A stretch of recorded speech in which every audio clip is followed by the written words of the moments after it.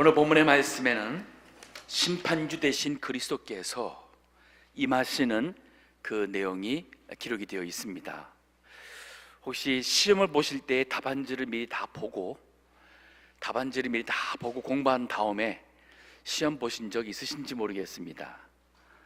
제 부친께서는 오래전 처음에 캐나다로 와서 영어를 잘 못하시니까 우리 이제 미리 시험 본 사람들 그 운전면허 시험 문제 유형을 몇 개 받아가지고 그 앞에 한 문제, 두 문제 정도만 이제 뭐가 있는지 보고 그 다음에 그 편지의 유형을 알고서는 그 다음에 답을 줄줄 외웠습니다. 그래서 한 세 가지 종류에서만 나오면은 100점 맞을 자신 가지고 나가셨는데 역시나 아주 그 시험이 나와가지고 아주 자신만만하게 다 맞으면은 좀 의심받을 것 같아서 두 가지는 틀리게 해가지고 두 가지는 틀리고 시험관이 이 사람 영어는 못하는데 점수는 너무 좋고 이상해 기우뚱하면서 땄다는 기억이 납니다. 자, 이 성경 말씀이 바로 예언서가 우리에게 미래에 일어날 일에 대한 답안지예요. 확실한 것은 세상 종말이 있고, 확실한 것은 이 바벨론 세상은 반드시 하나님의 심판을 받아서 이 모든 부가, 모든 재물이 다 불타 없어진다는 사실입니다. 하나님을 믿지 않고 거역했던 적 기독, 그 모든 세력들은 하나님의 무서운 심판을 받게 될 것이고, 그리고 우리의 구세주 되시는 예수님께서 교회를, 성도를 구원하시고 영접하시기 위해 재림하신다는, 이건 미래에 있을 답안지입니다. 그럼 오늘 우리가 살아가는 생활은 이미 미래에 있을 답안지를 다 알고 살아가면 우리 믿음 생활하는 거는 식은 죽 먹기죠. 다 아니까.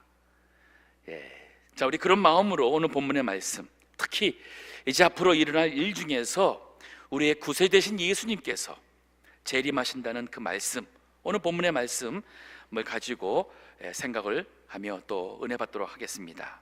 저는 본문 여기 11절에 보니 또 내가 하늘이 열린 것을 보니, 즉 우리 하나님에게서 이제 오십니다. 천국이 열렸습니다. 보라, 백마와 탄자가 있으니 그 이름은 충신과 진실이라. 그가 공의로 심판하며 싸우더라. 백마와 그 탄자가 있다 그랬습니다. 백마의 말은 전쟁의 상징되는 짐승입니다. 근데 이 백마를 탄 걸 보면은 즉 하얀 색깔, 의의 색깔, 공의, 순결, 즉 의와 순결과 공의의 그 말을 타신 예수님께서, 탄자는 예수 그리스도입니다. 우리 주님께서 이제 재림하시고 임하시는데 왜 말을 타고 오시느냐? 그리스도의 재림은 이 불신 세상에게 있어서는 주님의 심판을 받게 될 마지막 날의 심판의 날이 되기 때문인 것입니다. 즉 주님께서 하나님의 능력으로 이 세상의 모든 권세와 불신 세력을 다 물리치고 심판하시는 그날입니다. 근데 우리 그 이름이, 말탄자의 이름이 충신 그리고 진실이라 했습니다. 여기 충신이라는 단어는 우리 영어로 번역하면 보편적으로 faithfulness, 즉 신실함, 충실함, 이런 뜻입니다. 즉 우리 예수님은 충실, 신실이고, 또 여기 그 다음에는 진실이라 했습니다. 진실, 진짜, 진정, 참이란 뜻이에요. 진리란 그런 의미도 될 수가 있습니다. 즉 우리를 이제 영접하고 또 세상을 심판하러 오실 그 주님은 우리가 아는 그 주님같이 그는 신실하신 약속대로 오시는 분이요, 또 주님을 믿는 모든 자를 신실하게 구원하시는 분이시며, 그는 우리가 믿고 의지할 수 있는 변함이 없는, 실패함이 없는 그러한 진실된 분이십니다. 이 세상에 그 어떤 것도 또 어떤 사람도 우리가 믿고 의지할 수 있는 것은 아무것도 없습니다. 오직 주님뿐이에요. 주님 한 분만이 우리가 믿고 의지할 수 있고, 그분께서 우리를 참으로 구원해 주시고, 그리고 우리를 위하여서 모든 것을 신원하여 주실, 심판하여 주실 분이십니다. 치우침 없는 공의로서 불신적기독 세상을 심판하게 되실 겁니다. 또 여기 그 충신과 진실이라는 것은 예수님께서 성부 하나님께 대하여 충성되고 진실된 분이시고, 또 우리 믿는 우리 성도들을 향해서도 예수님은 우리가 믿을 수 있는 신실하고 진실된 분, 그 예수님인 것을 여기에서 보여줬고, 그 다음 절 보게 되면은 12절에 그 눈은 불꽃 같고, 눈이 불꽃 같다 하는 것은 우리 1장에서도 예수님의 눈이 불꽃 같은 눈으로 나옵니다. 이것은 그 예수님의 눈에 숨을 수 있는 죄나 불의가 아무것도 없이, 우리가 어두운 데는 어두운 데선 잘 보이지 않지만은 불이 밝으면은 다 보입니다. 마찬가지로 예수님은 불꽃 같은 눈으로 우리의 모든 죄와, 심지어는 우리가 감추고 숨긴 죄까지도, 우리 다른 사람은 모르는 우리 내면 속에 있는 모든 죄까지도 다 아시는, 그날 우리 그리스도의 심판에서 피할 인간이 아무도 없다는 것을 여기에서 우리에게 암시하고 있습니다. 그 눈은 불꽃 같고, 그 머리에 많은 면류관이 있고, 면류관은 승리와 영광의 상징입니다. 우리 예수님께서 그날 오실 때에 승리의 주로서, 영광의 주로서 많은 면류관이 있는 것은 많은 영광, 큰 영광, 또 많은 승리의 그러한 주로서 오시게 되는데, 또 그 이름 쓴 것이 하나가 있으니 자기밖에 아는 자가 없다.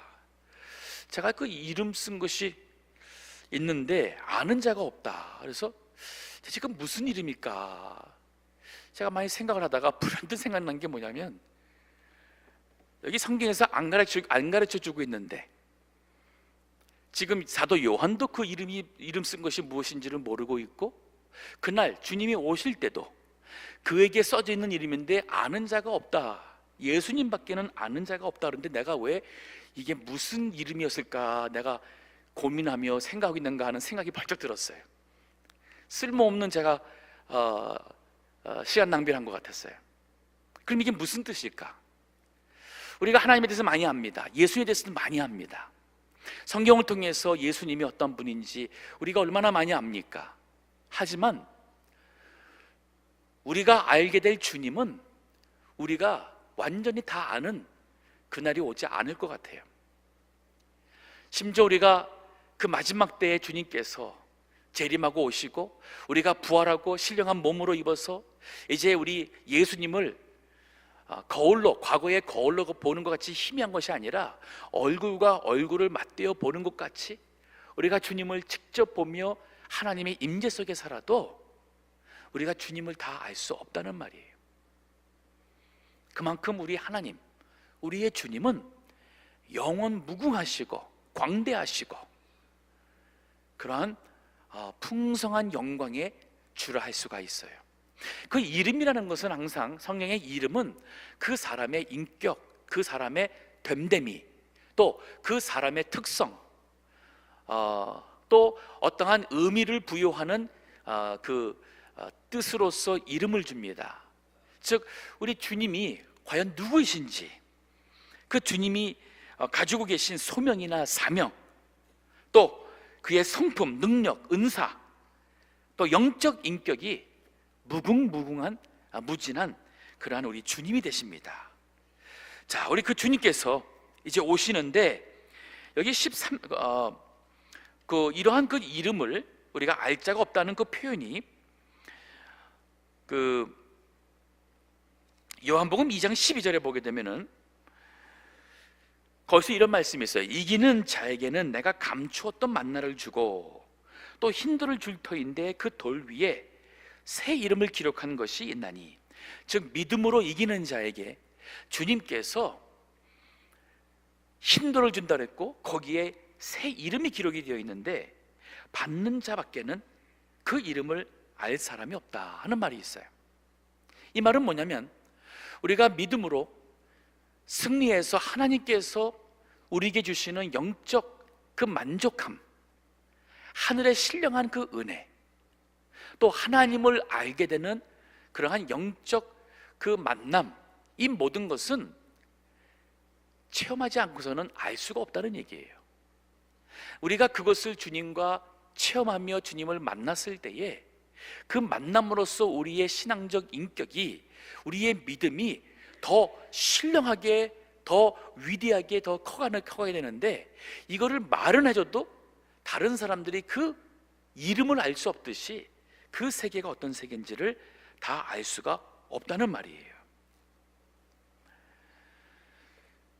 그래서 우리가 믿음도 자꾸 우리 기도하며 말씀 가운데서 주님을 더욱 만나고, 또 주님이 우리에게 허락하신 그 신령한 은혜를 많이 체험하고 주님과 함께 동행하는 그러한 믿음의 사람이 되어야 됩니다.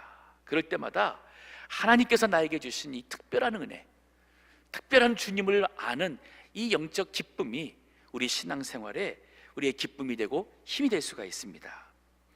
자, 그 다음 절 13절을 보니 또 그가 피 뿌린 옷을 입었는데, 주님께서 피 뿌린 옷을 입었다. 이 해석이 두 가지가 있습니다. 이 피가 예수님의 십자가에서 흘리신 그 보혈의 피, 그 보혈의 피로 물든 옷이다 하는 경우가 있고, 이것은 예수님께서 그 심판으로 악인들과 모든 대적들을 칼로 쳐 그들이 죽는, 즉 그들의 죽음의 피, 즉 예수님께서 모든 원수와 마귀 대적을 물리쳐서 그 이긴 그 승리의 그러한 피가 젖은 것이다 하는 이 뜻이 갈라지게 돼요. 근데 이게 보니까 우리 많은 참 목사님들과 주석가들이 해석이 둘로 나눠집니다. 이게 어느 게 옳을까? 사실 둘 다 우리 신학적으로는 큰 어려움은 없다고 봐요. 이 피가 어차피 그날에는 예수님께서, 우리가 아는 우리 예수님은 바로 십자가에서 우리의 죄를 위하여 피를 흘리심으로써 우리의 구속자, 즉 우리를 죄에서 구원하신 구원자로서 오신다는 의미가 있으니까 그 십자가의 피에 물든 옷을 입은 것도 참 교리적으로 틀리지 않습니다. 반면에 그가 심판주로서 원수를 물리치고 그 원수의 피가 튀어서 묻은 것도 또 승리의 의미가 있으니까 문제가 없는 것 같아요. 근데 이 문맥으로 볼 때에, 그 전과 후에 나오는 그 문맥으로 볼 때에 아직 예수님이 원수들과 싸움하기는 전인 것 같아요. 왜냐면 뒤에 가서 보게 되면은 그 주님과 함께 하늘에서의 큰 무리들이 같이 온다는 말이 있습니다. 그 14절 보세요.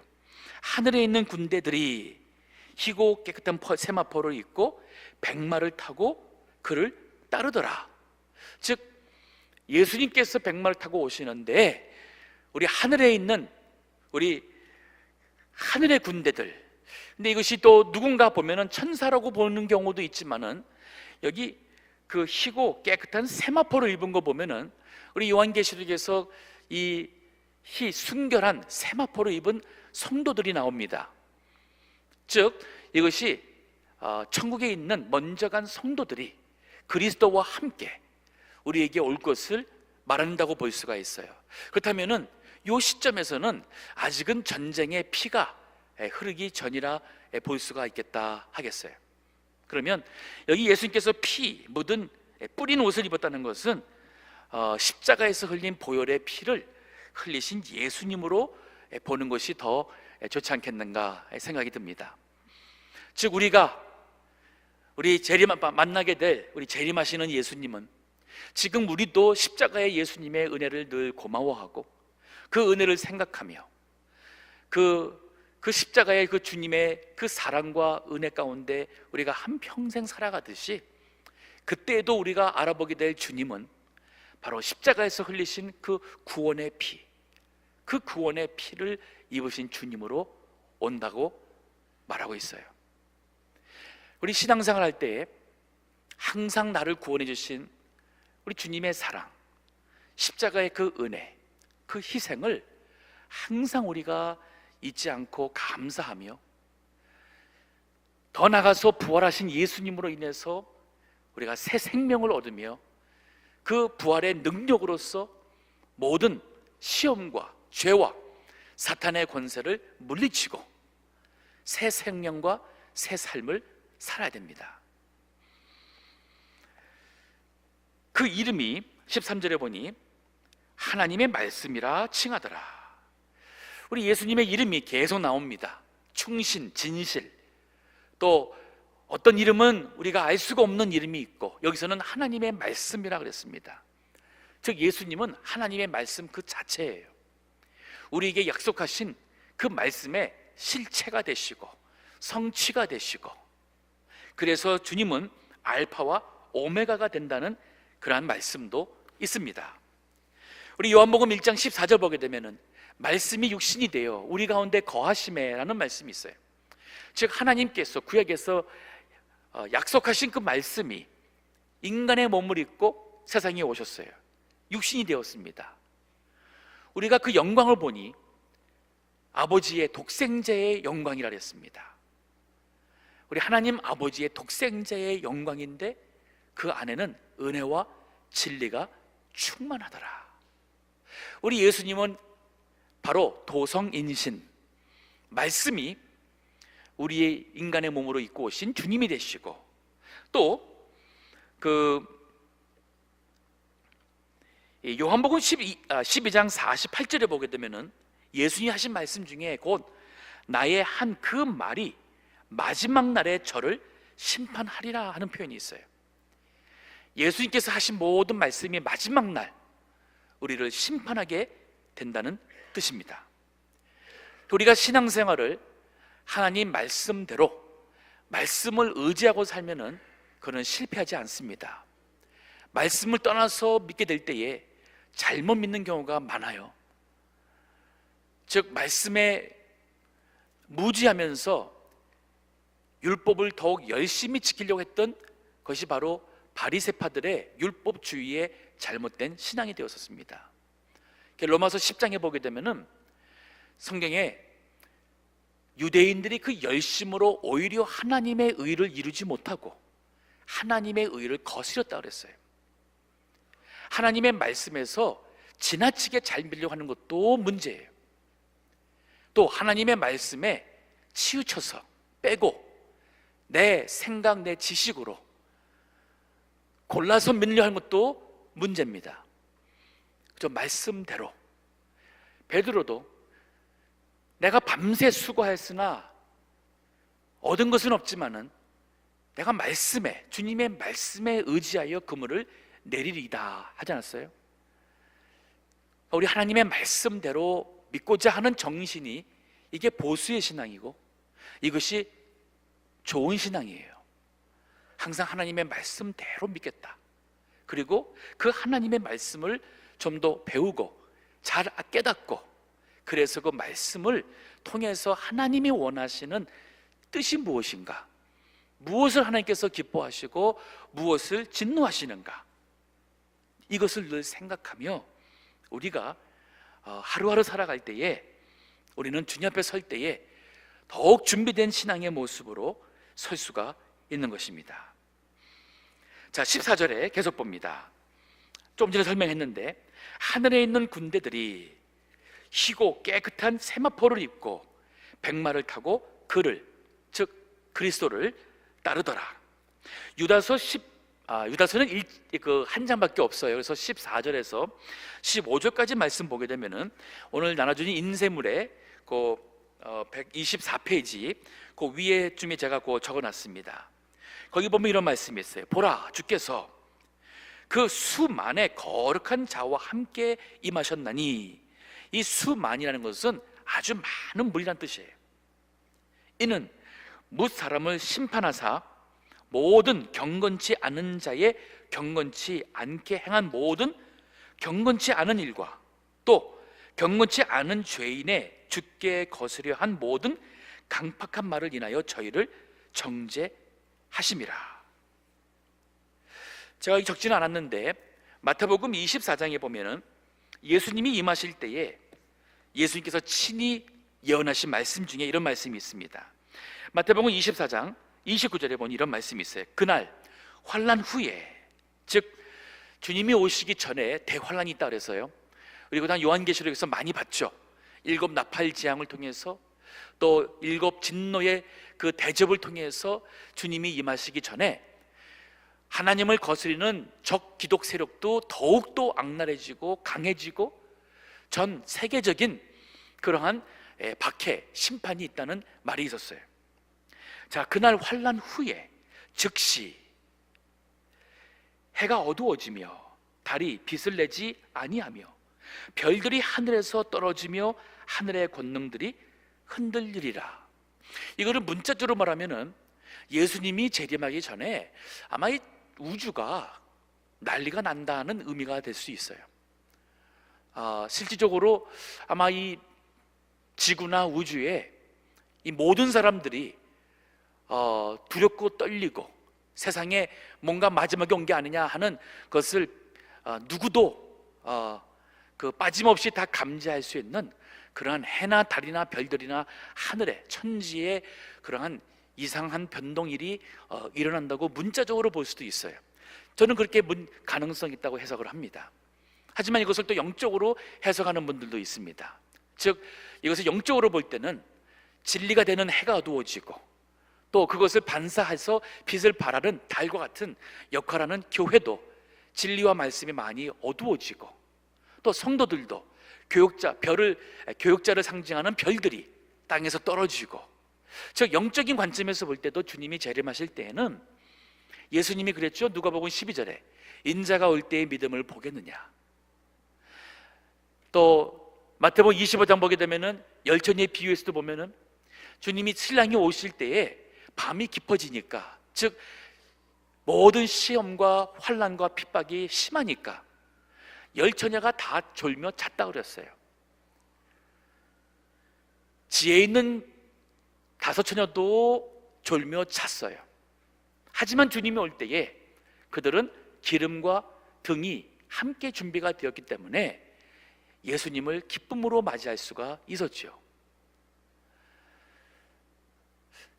요즘에는 우리가 이 자본주의 사회에서 겪는 시험은 육신적인 고통이 아니라 오히려 이 달콤한 시험인데 이게 더 무서운 시험인 것 같아요. 이것이 많은 성도들로 하여금 영적으로 나태하게 만들고 열심히 신앙하는 데서 좀 그 열심히 떨어지게 하고, 큰 어려움이나 환난이나 죽음 앞에서는 내가 붙잡을 분이 주님밖에 없으니까 기도하기에 참 주님을 바라보며 소망이 하나님밖에 없다고 고백하며 참 하던 신앙이 우리가 생각한 대로 다 잘 되고 평안하고 뭐 형통하고 여유가 있고, 그러다 보니까 세상적으로 하고 싶은 것도 있고 가고 싶은 것도 있고 꿈도 커지고 하다 보니 하나님 또 믿음 생활이 우선이 아닌 자꾸 뒷전으로 가게 되는 것, 이거 분명히 사탄이 기뻐하고 또 우리를 속이는 믿음의 유혹이라 할 수가 있어요. 이런 것들도 또한 시험입니다. 자, 근데 여기 계속 보면 마태복음 24장 30절 보면 이런 말씀이 있어요. 그때에 인자의 징조가 하늘에서 보이겠고 그때에 땅의 모든 족속들이 통곡하며 그들이 인자가 구름을 타고 능력과 큰 영광으로 오는 것을 보리라. 주님이 오신다 그랬어요. 아마 주님께서 진짜 구름을 타고 오실 것 같아요. 그리고 모든 세상의 민족들이 주님이 재림하실 때는 어디 있든지 주님이 재림한 것을 다 알 겁니다. 뭐 뉴스를 통해서 지구 어느 한 반대편에서 왔다더라. 또 요즘에 이단자들이 내가 바로 재림주다 해가면서 여기 있다 저기 있다는 거 다 거짓말이에요. 그거 속지 마십시오. 이전에 그 박태선 씨도 자기가 재림주라 했고, 통일기의 문선명 씨도 그랬고, 요즘에 신천지에 또 이만수 씨도 그런 식의 얘기를 하고, 이 이단의 사람들이 아마 그 사람들이 신격화하는 것에 맛을 드는 것 같아요. 본인들이 성경에 나오는 우리 주님을 상징하는 그러한 표현들, 그런 것을 자신들을 향해서 이렇게 비유를 드는 경향이 많습니다.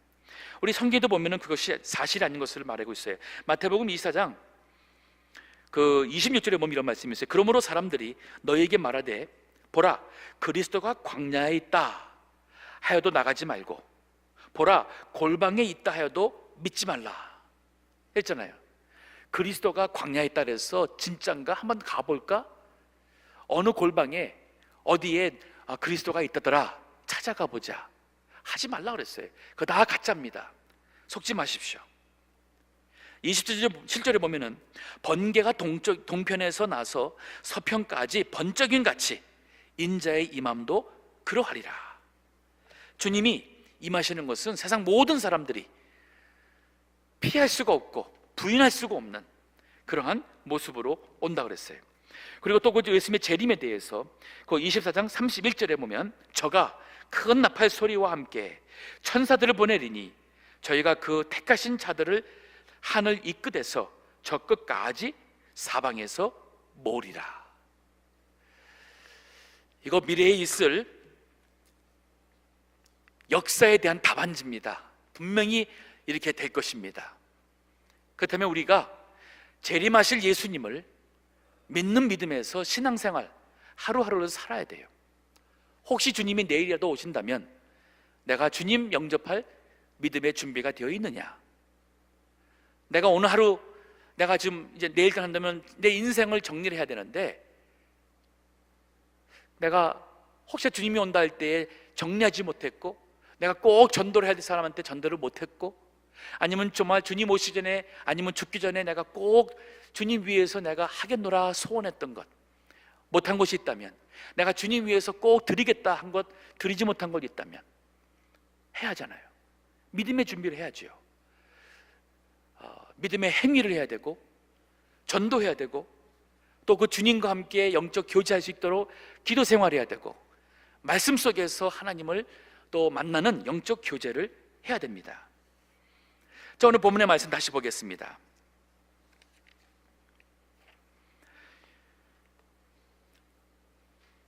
요한계시록 19장 15절 보면은 그가 입에서 우리 주님의 입에서 이 한 검이 나오니 그것으로 만국을 치겠고, 즉 주님께서 주님의 말씀으로 심판하십니다.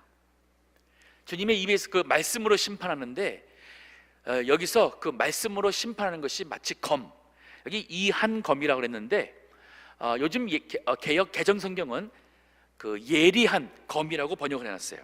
예리한 검, 즉 날카로운 검이란 뜻입니다. 우리 예수님께서 이렇게 모든 것을 다 자르고 그리고 가르는 그러한 그 심판으로, 말씀으로 모든 것을 다 심판하게 되는데 그것으로 만국을 치신다 그랬고 친히 저희를 철장으로 다스리며, 철장이라는 것은 그 영어로 보면은 rod of iron으로 되어 있어요. 즉 철로 만든 막대기예요. 철막대기. 이거 얼마나 무섭습니까? 얼마나 아프고 웬만한 거는 다 깨지고 다 부러지겠죠. 그만큼 주님의 그 심판을 감당할 수 있는 만국은 없다는 뜻입니다. 또 친히 하나님 곧 전능하신 이의 맹렬한 진노의 포도주 틀을 밟겠고, 혹시 기회가 되시면은 그 포도주를 만드는, 과거에 포도주를 만드는 그 포도주 틀에서 사람들이 들어가서 발로 그 포도를 밟을 때에 그 포도알이 깨지면서 터지면서 그 붉은 포도즙이 튕기고 그것이 옷에 묻고 얼굴에 튀고 할 때에 마치 피에 범벅이 된 것 같아요. 그거를 계속 밟습니다. 다 터질 때까지. 그래서 거기서 흘러나오는 그 즙으로 포도주를 만듭니다. 주님이 심판하는데 그 포도알 하나, 다 밟아서 엉기듯이 주님께서 모든 심판을 하신다는 그 말씀입니다. 히브리서 4장 12절에도 하나님의 말씀은 살았고 운동력이 있어 좌우의 날선 어떤 검보다도 예리하여 혼과 영과 관절과 골수를 찔러 쪼개기까지 하며 또 마음과 우리 마음의 생각과 뜻을 감찰하나니 그랬어요. 주님 앞에 우리가 숨길 수 있는 것 아무것도 없어요. 이 말을 우리가 적용한다면 다른 사람의 눈은 숨겨도 주님의 눈은 숨길 수 없잖아요. 그럼 우리 믿는 성도들은 다른 사람들 앞에서 눈가림하면서 믿음 생활하고 선을 향하는 것처럼 우리 하는 것 우리가 살아갈 때 바른 정신이 아니죠. 다른 사람들이 보든 안 보든 주님, 나의 모든 것을 내 마음의 생각과 뜻까지도 감찰하시는 그 주님 앞에 또 말씀의 그 검으로 주님이 판단하실 텐데, 그럼 그 하나님의 말씀에 어긋나지 않도록 나의 마음도 생각도 나의 모든 것도 주님 앞에 참 올바로 지키는 그러한 정신으로 우리가 말씀을 따라 살고자 우리가 결심을 해야 됩니다. 자, 마지막에 여기 16절의 말씀 봅니다. 그 옷과 그 다리에 이름 쓴 것이 있으니 만왕의 왕이요. 그 다리는 바로 밟아서 짓누르는 이 다리잖아요. 여기에 이름이 있는데 만왕의 왕, 만주의 주라 그랬습니다. 즉 예수님이 누구시냐? 우리가 아는 모든 권세자의 가장 위대하신, 위에 있는 위대하신 권세자, 모든 소유주, 모든 주인 중에 참된 주인 되시는 만주의 주다. 우리 기도할 때도 만왕의 왕 되시고 만주의 주 되신 예수님, 나의 주님, 나의 구세주, 나의 하나님, 제가 주님을 의지하고 또 주님 앞에 살기를 주여 간절히 소원합니다. 이런 기도가 참 좋은 기도예요.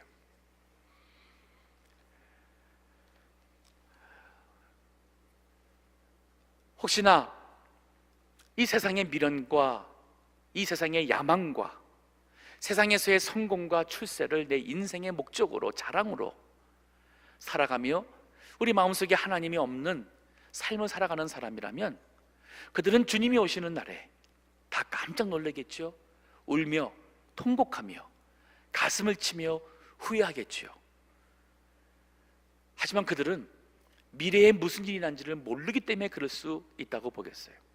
하지만 우리 성도들은 주님께서 앞으로 무슨 일이 있을 줄 다 보여줬습니다.